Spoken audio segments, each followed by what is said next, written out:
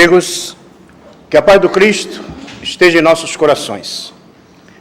Este tema, devido à sua importância e o conteúdo muito vasto que ele possui, nós preferimos trabalhar um conteúdo que poderemos depois compulsar na literatura espírita ou até nos conhecimentos existentes para todos nós.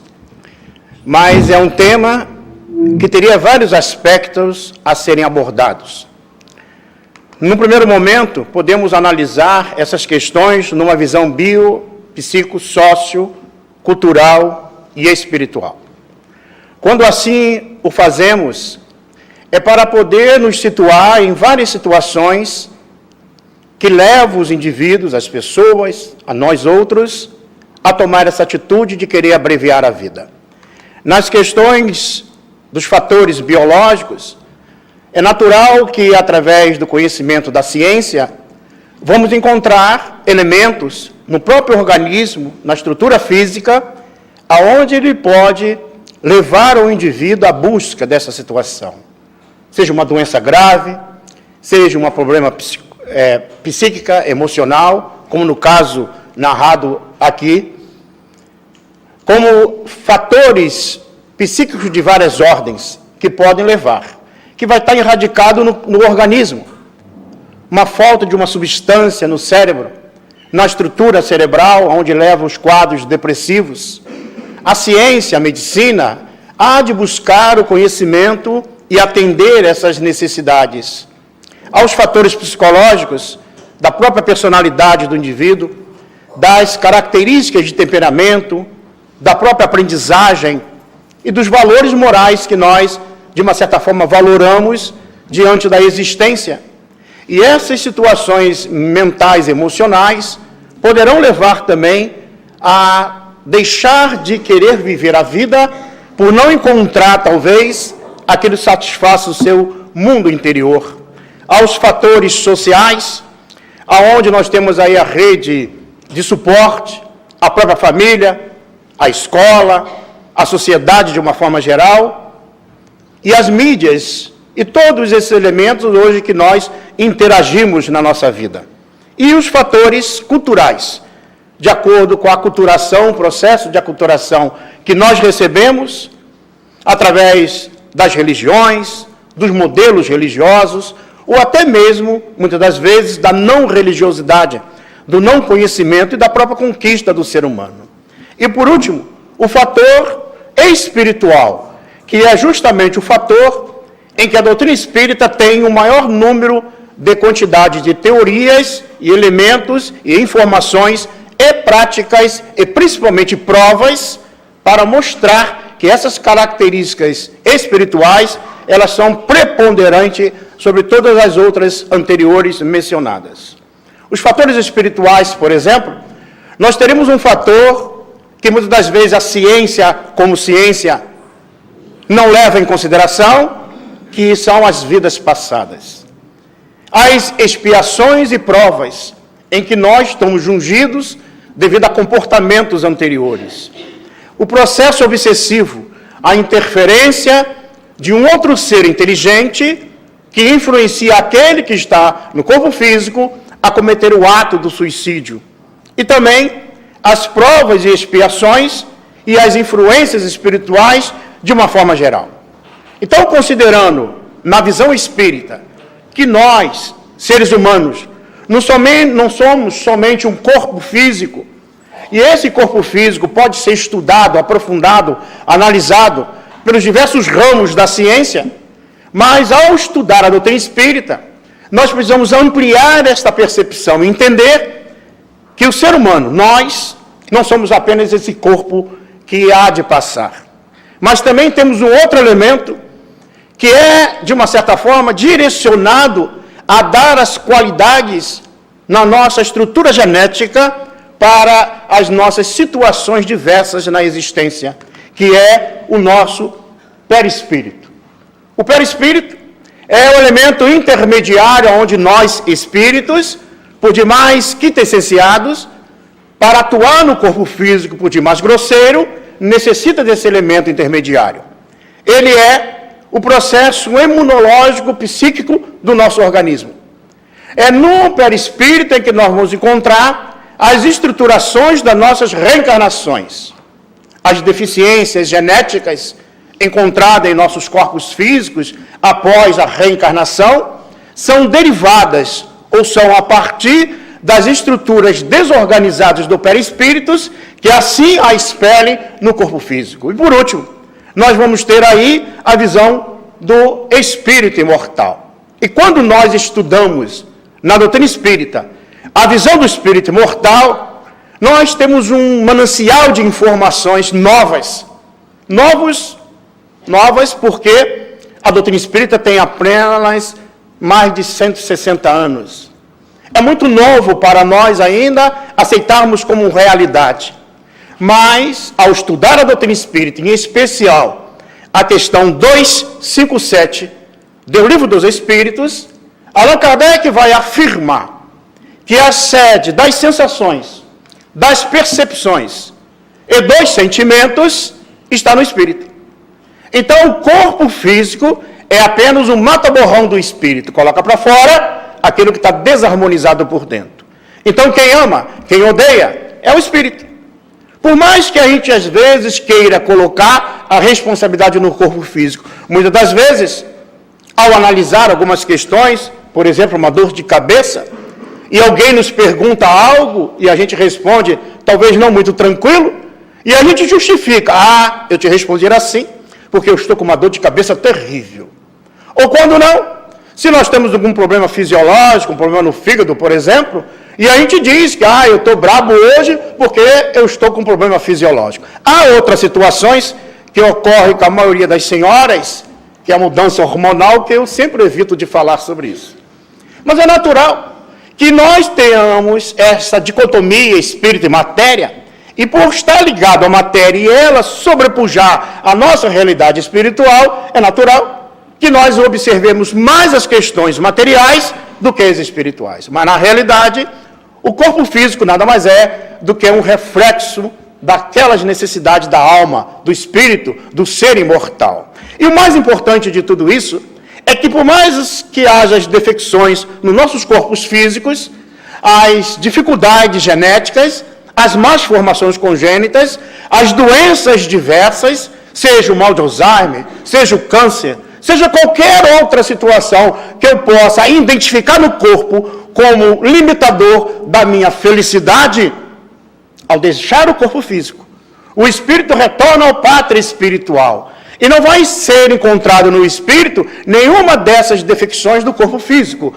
O espírito, por exemplo, não tem Alzheimer, o espírito não tem câncer, o espírito não está sujeito a essas deficiências do corpo físico. Então veja que só estudar a doutrina espírita já começamos a ficar mais otimistas. Tanto é que quando retornamos à pátria espiritual, há um retorno do corpo, porque a alma, o corpo morre, a alma retorna ao mundo dos espíritos, de onde se afastara temporariamente. Ou seja, a nossa verdadeira pátria é a pátria espiritual. Mergulhamos temporariamente no corpo, no período de 100, 80, 30, 40, não importa o tempo, mas esse período é apenas como um processo de experiência para um ajuste da nossa caminhada terrena perante as leis divinas. Mas ao deixar o corpo físico, mantemos a nossa individualidade. A alma possui sua individualidade antes de encarnar e a conserva após a separação do corpo. A maneira como eu agia, pensava, amava, odiava, enquanto estava na Terra, ao deixar o corpo físico, não muda, pelo simples fato de estar em outras situações vibracionais. Pelo contrário, eu mantenho as mesmas características morais daquilo que eu conquistei. Da mesma forma que a nossa individualidade permanece tanto nessa existência como nas existências posteriores. E a separação da alma do corpo, com a morte, desatam-se os cordões fluídicos, os laços fluídicos do perispírito, que prende a alma ao corpo. Nesse processo, pela morte natural, isso ocorre pelo concurso dos bons espíritos nos auxiliando nesse processo. E o desligamento do perispírito com o corpo nós vamos ter aí uma semelhança. Por exemplo, ao vir para cá, se eu tivesse desencarnado no meio do caminho, eu me apresentaria aqui para vocês, com o meu perispírito, moreninho do jeito que eu sou, para dizer, gente, não vai ter palestra porque eu acabei de desencarnar ali fora. Com certeza metade não ficaria aqui para olhar, mas outros talvez ficariam estarrecidos. Mas esta é a realidade. Como é que eu posso me apresentar às pessoas que antes me conheceram, para que elas possam me identificar? Justamente com a última característica da minha existência. Por isso que o perispírito é plástico, é moldável. Ele é capaz, sujeito a modificações de acordo com o grau evolutivo do espírito. Mas no nosso grau evolutivo, nós permanecemos, inclusive, das mesmas características da última reencarnação. Por isso que quando o pequenino diz para a mãe assim, mamãe, eu estou vendo o vovô sentado lá na sala, o vovô já desencarnou há 10 anos. E a mãe fica de cabelo em pé, porque a criança identificou o vovô que ela nunca viu. Mas ela olha na foto e ele estava sentado no sofá, mamãe. Porque é assim que nós, espíritos, nos apresentamos no plano espiritual. E aqueles que podem observar vão analisar. Só que essa passagem para o plano espiritual é variável. Ela muda de acordo com as características morais de cada um. De acordo com a afinidade com a matéria. Uns mais apegados à matéria, outros se desprendem com mais facilidade. Pode ser lento o processo, pode levar alguns dias esse desligamento da matéria, e esse processo da morte ou do enterro, vamos dizer assim, de levar o corpo ao túmulo, no período aí de, às vezes, 24, 48 horas, em alguns casos, ou até mesmo no crematório, já dá tempo da gente se desligar do corpo, para não ficar preso ao corpo, porque muitas vezes as pessoas me perguntam, e aí, Sidney, se for para o crematório, e a gente vai pegar fogo, o espírito não pega fogo. O perispírito também não pega fogo. O que vai acontecer, naturalmente, é o choque daquela morte, talvez pela qualidade da morte que teve, se foi violenta ou não. Então, pode levar alguns meses, se a vida é toda material e sensual. Então, vejam que o resultado, após a morte, vai sempre depender da maneira como eu vivi na vida. Então, se eu quero saber como é que vai ser do outro lado, no plano espiritual, basta que eu observe como eu estou vivendo na vida. É isso que vai nos caracterizar pelos sofrimentos, ou pela desdita, ou pela felicidade que podemos adquirir. E, de uma certa forma, pode ser instantâneo. Uma vida intelectual e moral elevada. A nossa querida, alguns relatos, né, de Madre Teresa de Calcutá, que assim que ela deixou o corpo físico, ela foi recebida no plano espiritual pelas aquelas que são chamadas santas pela Igreja Católica, e foi recebida no plano espiritual. E quando lá, chegando, a primeira coisa que ela faz foi perguntar sobre a princesa, porque ela estava no corpo e se preparava para ir ao enterro de Lady Diana.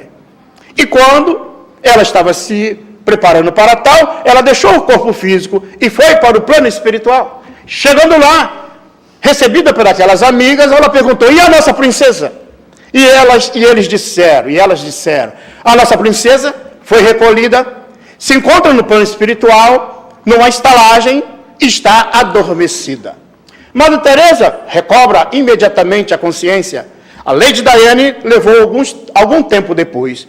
E quando ela foi despertar, Madre Teresa foi visitá-la, e chegando próximo, quando ela abriu os olhos, ela disse, Madre, a senhora aqui? E ela lembra que no passado, quando ainda encarnada, as duas, ela disse, quero abandonar tudo, Madre, para seguir a sua ordem. E Madre Teresa disse, não faça isso, minha filha. Permaneça onde estás, ajude no que puderes. Um dia poderás participar da minha ordem. E quando ela desperta no plano espiritual, e ela vê a Madre Teresa, e ela diz, Madre, a senhora aqui? E ela diz, agora tu podes participar da minha ordem.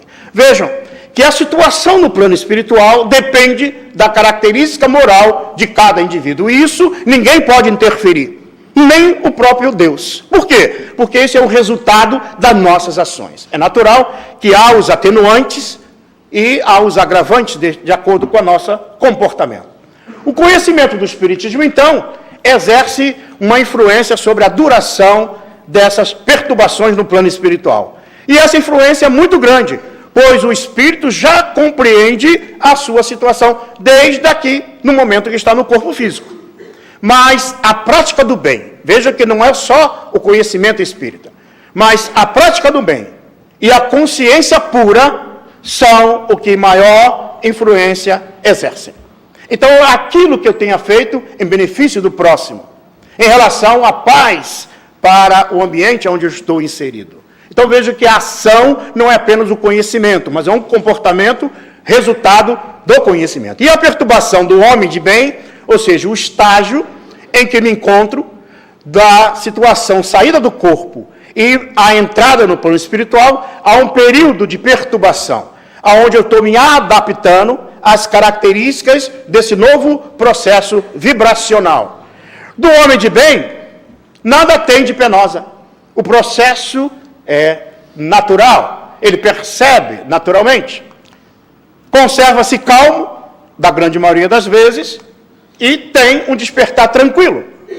Já a perturbação espiritual, para aqueles que vão se atentam contra a vida, como o próprio André Luiz, que é recebido no plano espiritual, e ele permanece nessas regiões chamado umbral durante um período mais ou menos de 8 anos.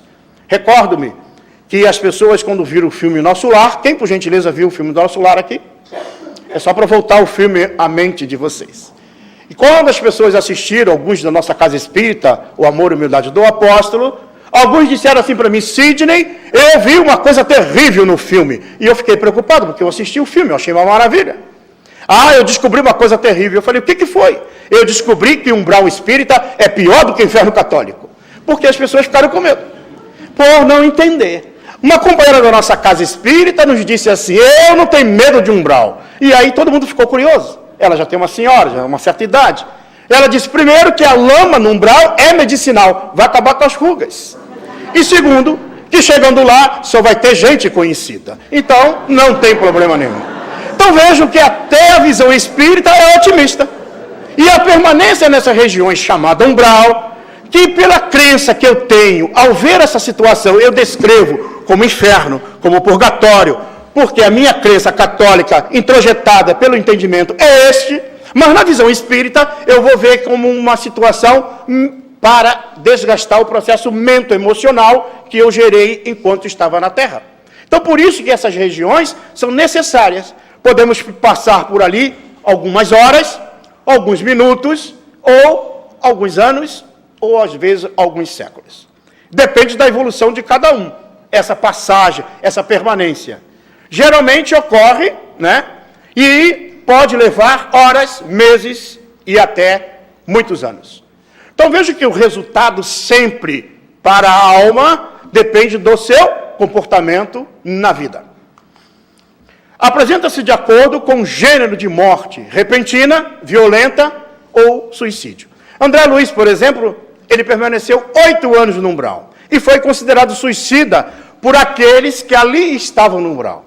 Porque ele utilizava o corpo físico, mesmo tendo conhecimento da medicina, para satisfazer desejos materiais. Bebida, ficava altas horas da noite bebendo e não se mantinha um equilíbrio moral. E quando ele chega no plano espiritual, ele vai receber essa alcunha de suicida por aqueles que ali estavam também na mesma região. E ele permanece durante um tempo, até que é recolhido depois na colônia espírita Nosso Lar, que fica sob a cidade do Rio de Janeiro. A colônia espírita Nosso Lar, elas são colônias ou postos avançados da divindade, próximo à crosta terrestre, para auxiliar as almas. Como foi nos falado sobre Maria de Nazaré, existem várias outras colônias que se utilizam para atender essas necessidades. Por exemplo, a colônia espírita Nosso Lar, ao ficar sobre a cidade do Rio de Janeiro, eu sempre costumo dizer que não tem mais vaga. Só tem vaga para o pessoal do Rio de Janeiro. Como eu sou do Rio de Janeiro, Mas quer dizer, então, apenas para que a gente crie um momento tranquilo, mas para dizer o seguinte: as colônias espirituais se multiplicam em todas as cidades do mundo inteiro. Aqui em Florianópolis tem umas 2 ou 3, e cada cidade tem as suas colônias espirituais. Significa dizer que ninguém será desamparado, porque todas as situações é vista pela visão divina. Mas voltando, dentro desse processo na qual nós estamos trazendo o nosso raciocínio, nas visões, nos fatores que interagem a evolução humana e nos mostra ou nos dá a característica material e moral na qual nós estamos inseridas. É necessário, então, trabalhar apenas algumas questões na visão espírita a respeito do psiquismo humano. Na visão do nosso querido Jorge Andréa, psiquiatra espírita, aonde ele vai afirmar que a estrutura desse pensamento, da estrutura mental da nossa existência, está estruturado nessas zonas, na potencialidade masculina, no Y, e na potencialidade feminina, no X. Quando há a união dos gametas, nos 23 cromossomos, dos pares, do 1 ao 23, gera justamente as características fisiológicas. Mas há uma tendência natural da alma, de nós espíritos, experienciar as duas situações, para poder chegarmos ao equilíbrio. E esse processo ocorre a cada momento em que reencarnamos ou permanecemos no plano espiritual.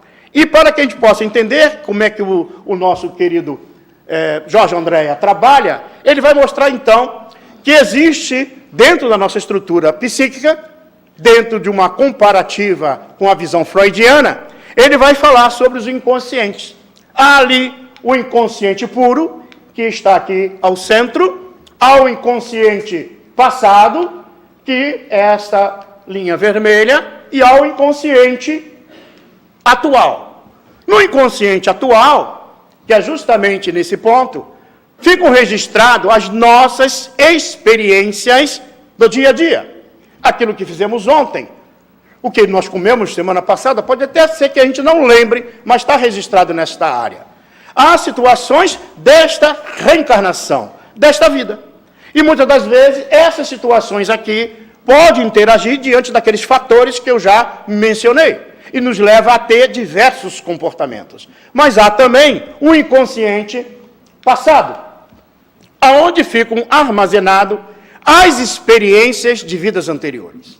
É aqui que justamente as ciências hoje ainda não avançaram, algumas delas estão começando a avançar, para poder entender as problemáticas psíquicas e emocionais que é gerado para as nossas dificuldades na vida material.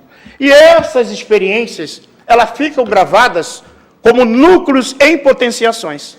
E elas são trabalhadas, filtradas pelo perispírito, como se fosse uma malha, para permitir que venha para a área consciente somente aquilo que eu preciso para que me ajustar diante da vida perante as leis divinas. Ou seja, quando surge uma problemática psíquica, emocional ou fisiológica, ou uma problemática social, moral, seja qual a característica que for, ela já foi filtrada pelo plano superior e apenas vem para a nossa área consciente os elementos necessários, aonde nós teremos a capacidade de resistir para evitar desistir da caminhada. Mas a realidade é que muitas das vezes, por não estarmos alimentados com os fatores reais da vida moral, muitas das vezes nós sucumbimos. Por isso que é importante entender que é aqui as nossas experiências de vidas anteriores que ficam gravadas. E por último, o inconsciente puro. O inconsciente puro é justamente a essência do ser. É aquilo em que nós estamos trabalhando para o futuro, porque nós somos filhos de Deus. Somos co-criadores com Cristo, herdeiro de Deus. E como co-criador com Cristo, todo o universo nos pertence. Mas ainda nós não admitimos essa realidade. Por isso que Jesus já nos afirmava: vós sois deuses. O que eu faço, vós podeis fazer muito mais se quiserdes. Por isso que a nossa vontade ainda é muito frágil. Por isso que ainda não trabalhamos os nossos valores morais. O dia que começarmos a valorizar, nós vamos entender a nossa capacidade, a nossa potencialidade. Daí, então, o resultado do não entendimento dessa estrutura psíquica pelas ciências, ou até por nós mesmos, e aí nós teremos aqui várias nuances para serem abordadas, para serem observadas. Por exemplo, o uso de drogas, de desequilíbrio moral, de agressividade, de pensamentos agressivos, quebra o processo imunológico e vem para a área consciente, muitas das vezes, um material que não é para vir. Por exemplo, Imagine que eu tenha 100 situações de vidas anteriores para reparar. E ao reencarnar, pelo processo reencarnatório, o perispírito na qual eu pego uma parcela dele, que é do fluido cósmico universal, vai permitir uma filtragem em que venha para a área consciente somente 2 elementos dos 100 outros que eu tenho para ajustar. E ao reencarnar, justamente esses elementos é que vão preponderar no meu psiquismo. Mas, se eu agir contrário às leis divinas, se eu buscar desequilíbrios diversos, morais ou até comportamentais, eu quebro esses processos imunológicos, dessa segurança psíquica. E aí começa a vir material para a área consciente e muitas das vezes eu não consigo dar conta. Mas, com conhecimento da doutrina espírita e muitas das vezes a mudança de rota da caminhada terrena, nós começamos a nos fortalecer de novo moralmente para essa caminhada terrena. Então, qual é os maiores incitantes ao suicídio? A incredulidade, ou a dúvida sobre a vida futura. Então, justamente esse ponto é o ponto que leva as pessoas a acreditarem que pela dor que ela sente, pela aquela dor que ela quer que suma, que desapareça, que ela não quer mais sentir, seja uma situação moral, social, de relacionamento, seja qual for, como ela não tem uma visão, um entendimento que ela vai continuar viva, ou seja, esta visão da vida futura, ela justamente acredita que ao acabar com a existência, ela vai resolver o problema. Lembrando aí a busca consciente por esse processo. Digo consciente, porque aqueles que perderam o controle psíquico, moral, da mente, através dos desequilíbrios, das perturbações da loucura, muitas das vezes estes são analisados pelo plano espiritual e têm os atenuantes, porque muitas das vezes eles foram levados a esse comportamento já por essa distonia psíquica orgânica. Mas aqueles que têm a capacidade do senso moral de analisar e não a qualificam, ou não procuram entender as questões da vida futura, terão uma visão diferente. No livro O Céu e o Inferno, Allan Kardec, ele vai registrar, na segunda parte do livro O Céu e o Inferno, vários casos, e vai contar alguns casos de alguns suicidas, espíritos que cometeram suicídios, que são evocados, e ele, então, dialoga com esses espíritos. Há um espírito, por exemplo, um pai de um conscrito, que o filho, ao entrar para o exército lá da cidade, ele não queria, o pai não queria que ele fosse para a guerra. E o pai imaginou assim: se eu tirar a minha vida e ele se tornar rimo de família, ele não vai para a guerra. Ele vai ter que cuidar da mãe. E assim o pai fez. Acabou com a existência para que o filho não fosse para a guerra. Chegando no plano espiritual, ele acreditava que tinha feito algo de valor moral. Ele achou que tinha feito algo para salvar o filho. Mas ao chegar lá, ele começa a se conscientizar, porque o destino do filho não estava em suas mãos. Ele poderia ir para a guerra ou não. Ele poderia sobreviver ou não na guerra. Não caberia o pai decidir por isso. E ele percebe então que aquela situação gerou dor para ele, para a família e para o próprio filho. Mas os espíritos, no plano espiritual, mesmo assim, considera que a atitude dele foi uma atitude de amor. Ele fez essa atitude porque ele acreditava realmente em proteger o filho. Vejam aí que há um processo consciente, há uma busca para uma situação de uma tragédia, mas ao mesmo tempo, ele ali é atenuado, mas mesmo assim sofre as consequências de uma morte prematura. As ideias materialistas são os outros elementos. A falta da crença em Deus, a falta da crença além da vida material. Essa realidade que muitas vezes nós colocamos como verdadeira, que seriam as questões materiais, muitas das vezes nos impede a perceber além dessa existência material que nós vivemos. O desgosto da vida, que são outros fatores. As causas é a ociosidade, a saciedade e a falta de fé. Muitas das vezes, essa ociosidade diante da vida de achar que não deve fazer mais nada ou não ajudar em nada, ou a própria saciedade em que está saciado pelas questões do mundo e se torna indiferente perante as dores humanas. Essa indiferença, muitas das vezes, gera o desgosto da vida. O desgosto da vida ajuda. Como é que podemos fazer a mudança? Trabalhar pelo bem, a prática do bem, a compreensão da justiça divina, e essa revolta diante do sofrimento pode nos levar ao suicídio. Então, muitas das vezes, a dor que nós sentimos sem compreender os motivos, nos leva a ter essa atitude de achar que o suicídio, acabar com a existência, vai resolver as situações. Ou pode nos levar a comportamentos de loucura. A revolta diante do sofrimento, a maioria dos casos de suicídio e loucura, se deve à comoção produzida pelas vicissitudes da vida que o homem não tem coragem de suportar. Então vejo que, da forma que eu coloquei anteriormente, no nosso psiquismo, vem para a área consciente somente aquilo que eu tenho condições de suportar. Mas que muitas das vezes eu cedo a essas dificuldades por não ter a fé verdadeira, o entendimento verdadeiro sobre a vida futura, por exemplo, sobre a crença em Deus. E muitas das vezes o suicídio, nós não temos o direito de dispor da nossa vida, porque só Deus cabe esse direito. Ninguém pode dispor da vida de ninguém.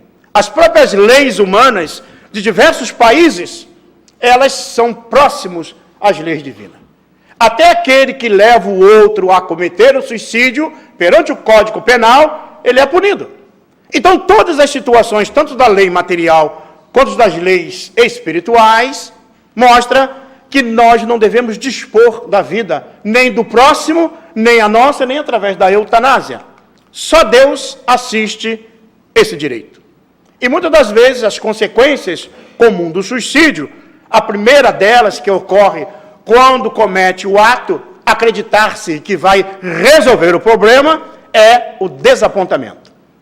A pessoa se encontra desapontada, ela se percebe viva, e com as mesmas características, agora somado à dor do desequilíbrio, da perturbação.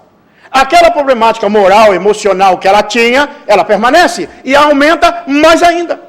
Para ela, com essas dificuldades, ela tem maiores percepções da dor que ela vai causar a todo aquele grupo familiar ou a ela própria.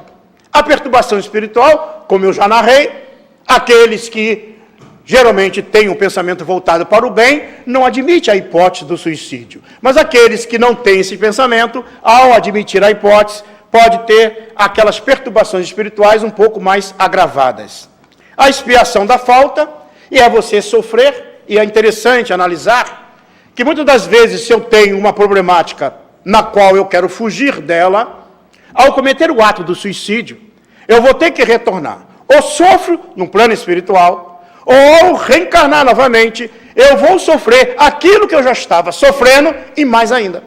Então vejo que não resolve o problema do suicídio, apenas agrava a situação. Quem pensar daquele que se mata esperando uma vida melhor?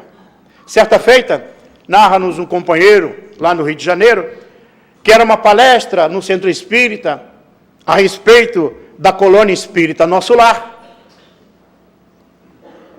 e descrevendo detalhes da colônia espírita Nosso Lar, falando dos bosques, das águas que tem lá, da maravilha, como é que nós somos recebidos pelos bons espíritos, a organização, a harmonia, a tranquilidade, o atendimento.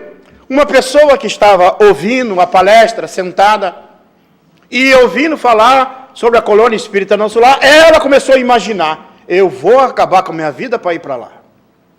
E ela começou a imaginar isso. E num dado momento, chegou um espírito e disse para ela sair dali. E ela levantou e saiu. Diz o companheiro espírita, diz que ele entrou para a igreja. E aí, a pessoa dizia que foi o Espírito Santo que tirou ele lá do centro espírita. E foi mesmo, ainda bem. Porque ele não estava entendendo o porquê da descrição do plano espiritual em relação à vida numa colônia espiritual. Não é para que a gente vá pensar que eu acabar com a existência aqui, eu vou para a colônia, pelo contrário. Ou mesmo aquela situação, se alguém se mata, eu me mato para tentar encontrar o outro. A história de Romeu e Julieta somente cabe a Shakespeare. Não vai encontrar no plano espiritual. Então, muitas das vezes, a crença que eu acabar com a existência, eu vou encontrar um ente querido, não ocorre. Porque as situações vibracionais são diferentes. Eu posso não encontrar e a decepção é muito maior. Por isso que muitas das vezes a gente acha que vai esperar uma vida melhor, mas pelo contrário, uma falta jamais abre a ninguém o santuário dos eleitos. Ou seja, mesmo que eu tenha esse sentimento, não vai me resolver o problema. Retarda a sua entrada no mundo melhor. Então, faz que a gente sofra um pouco mais, e aí vai entender que a única maneira de se encontrar em situações melhores do plano superior é aceitar, resignar-se diante das vicissitudes da vida. Ao suportar as dores na terra, mesmo que às vezes a gente acredita que não tem uma solução, às vezes a solução é a própria dor. É aquele resgate, é aquele ajuste perante as vidas espirituais. Por isso que é preciso que a gente entenda como é que esse processo ocorra. Terá que ter permissão para reencarnar e concluir a vida aqui pós termo. Por exemplo, se ele tinha que viver 80 anos na Terra, e ao cometer a morte do corpo físico, muitas das vezes, faltando pouco tempo para esse complemento, ele reencarna e muitas das vezes vive somente aquele período que faltava, para poder se ajustar perante as leis divinas. Ou seja, são várias situações. Não dá para caracterizar esta ou aquela situação. Uma é fundamental, igual a todas as situações. Aquele que comete suicídio nunca estará em uma situação tranquila, de felicidade, com uma consciência plena. Estará sempre envolto uma transgressão perante as leis divinas, mas como Deus é justo, dará oportunidade àquele para que ele se ajuste de novo e volte no caminho do bem. Então, as situações, por mais que se apresente, os relatos são feitos de formas diversas, mas é bom que a gente entenda que mesmo as situações que ocorrem contrárias às leis divinas, há de ter o sofrimento pelas consequências desse campo energético na qual eu desarmonizei. Mas terei oportunidades outras de poder voltar quantas vezes forem necessárias para colocar no lugar. As penas são proporcionais ao nível de consciência. Então, aquele quanto mais sabe, mais será pedido. Aquele que entende perfeitamente será visto, de uma forma diferente pelo mundo espiritual, mostrando como conhece a realidade. A Ivone Pereira, nos seus livros, ela relata, inclusive, Memória de Suicida. É um livro que eu publiquei, hoje tem uma narrativa desse livro no YouTube, eu até coloquei no meu Face, para aqueles que queiram ouvir o relato do livro, porque é um livro que tem um conteúdo muito vasto a respeito da descrição de alguns suicidas. Diz Ivone Pereira: se nós pegarmos a primeira parte do livro e vencê-la, ao ouvir os relatos, as dificuldades, que agora, de uma forma muito artística, fizeram um relato como se fosse uma novela, é possível, está mais ou menos dividido em 11 ou 12 páginas, em pedaços, em partes, dá para ouvir, para se ter uma ideia de relato real do plano espiritual. Ivone Pereira, que cometeu suicídio em várias outras reencarnações. E nas suas obras, ela vem falar das suas dificuldades, e foi intérprete dessa obra, Memórias de um Suicida.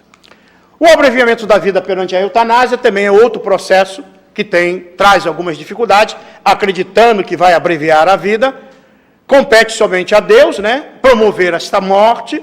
Ninguém pode ter certeza do que o paciente está condenado, por isso que não se sabe da existência anterior, e interrompe as provas que ele deve passar, talvez ligado ao corpo físico, aquele sofrimento. E o abreviamento, muitas das vezes, são consequências da expiação proporcional à gravidade da falta. Então, essa dor que muitas vezes nossos entes queridos que estão em estados terminais é necessário para o seu crescimento, porque nós somos espíritos imortais. Então, o caminho do entendimento pode nos levar ao sofrimento ou à consolação.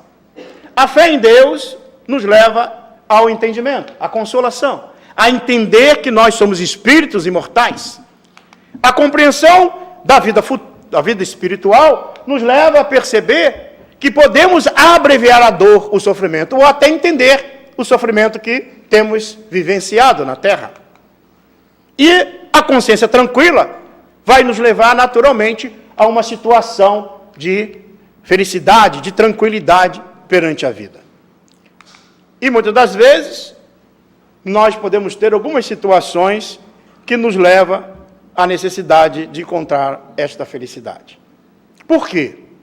Porque o conhecimento de Deus é que nos transforma. E a doutrina espírita, justamente neste conhecimento de Deus, é que ela vai nos dar esse sentido maior, para a gente entender o porquê que tem toda essa significação do conhecimento espírita, das leis divinas para a nossa existência. Todos, sem exceção. E aí, quando nós estudamos sobre Deus, vamos entender que esse Deus não é aquele Deus parado no tempo, no espaço, mas é a inteligência suprema e causa primária de todas as coisas. Os atributos de Deus, não sabemos tudo o que podemos entender sobre Deus, mas Ele é eterno, não dá para ter um início nem um fim. Ele é imutável, as suas leis não mudam ao bel prazer de cada um. É imaterial, não está sujeito a modificações da matéria, e é único e onipotente. E o ponto principal do entendimento de Deus, que a doutrina espírita nos dá, Ele é soberanamente justo e bom. Ou seja, nada acontece sem que haja a permissão divina. Por mais que a gente não consiga entender, todas as situações estão ligadas a um grande processo de ajuste nosso perante as leis divinas, seja individual ou coletivo. E a compreensão de Deus, que Deus existe, disso não podemos duvidar.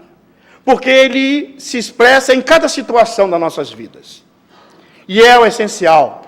Não vai além, querendo identificar um ponto ali, achar Deus aqui ou acolá, ou colocar, talvez, no museu, como no passado, que fizeram em não acreditar em Deus com a doutrina do materialismo.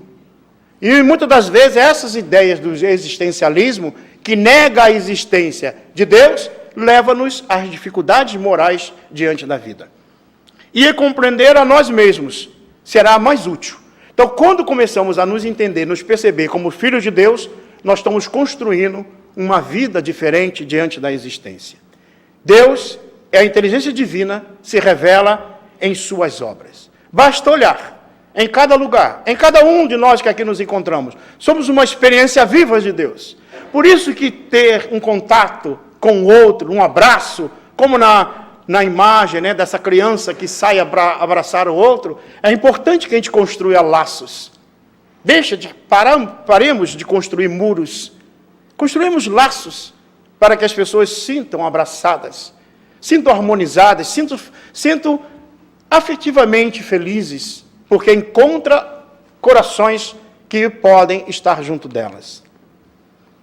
Quanto mais consegue o homem penetrar nesses mistérios divinos, tanto maior admiração lhe deve causar o poder e a sabedoria do Criador. Então, o melhor preservativo contra o suicídio e a loucura é o Espiritismo. Esclarece sobre a vida futura, que é o ponto fundamental. Eu vejo o passado, eu vejo o presente e entendo o que me acontece no futuro.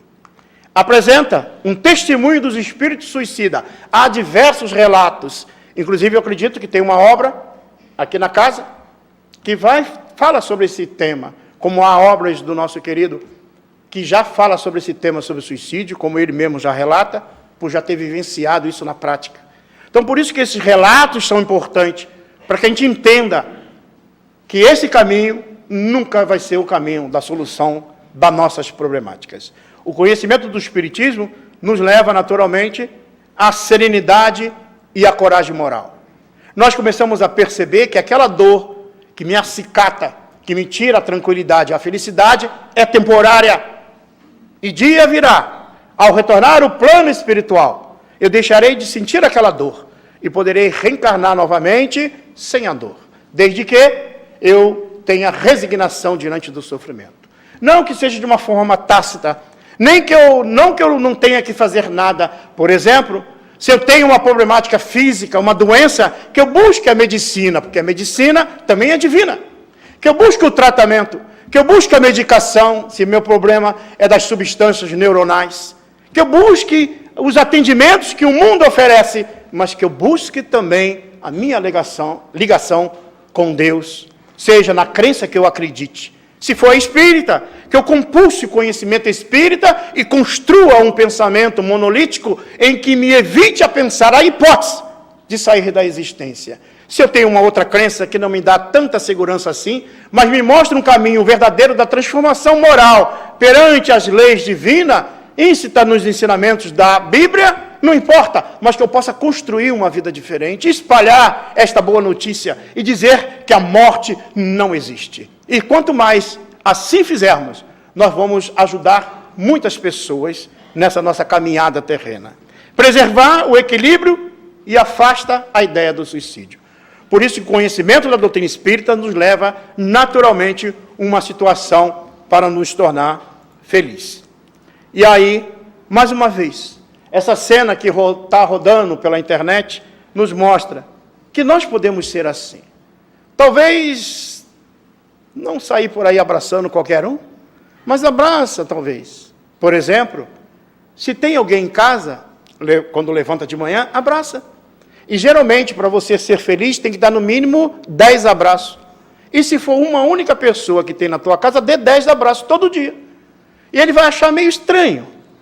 Mas dê os 10 abraços. Dê mais 10, não importa.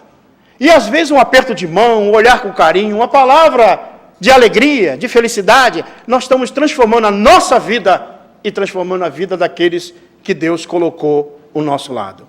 Viver para ser feliz. Esse é o caminho da nossa felicidade. É uma construção de um mundo diferente, para que a gente realmente possa nos encontrar na felicidade plena do conhecimento da vida verdadeira. E quando assim fizermos, quando a partir do momento que vamos construir uns com os outros essa transformação do mundo, é natural que ao encontrar essa felicidade, nós precisamos dividir com aqueles que Deus colocou em nosso caminho.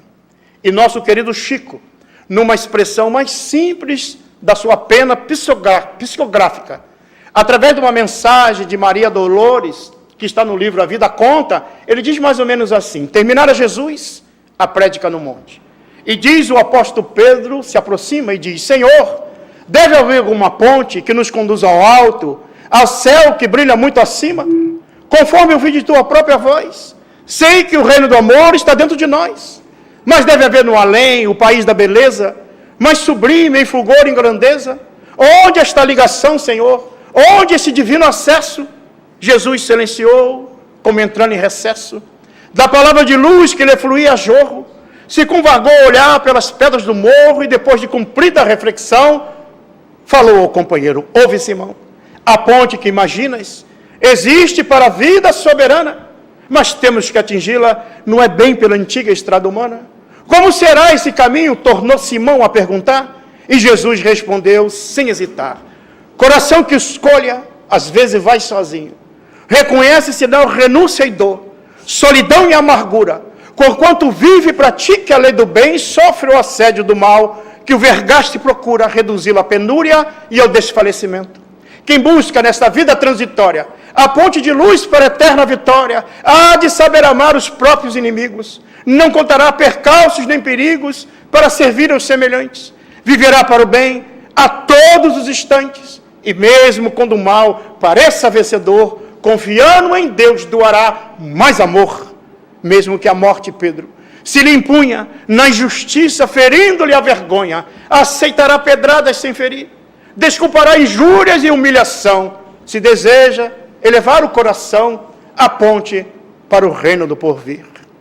Alguns dias depois, o Cristo flagelado encontrava na cruz o impacto da morte, silencioso, sozinho e desprezado.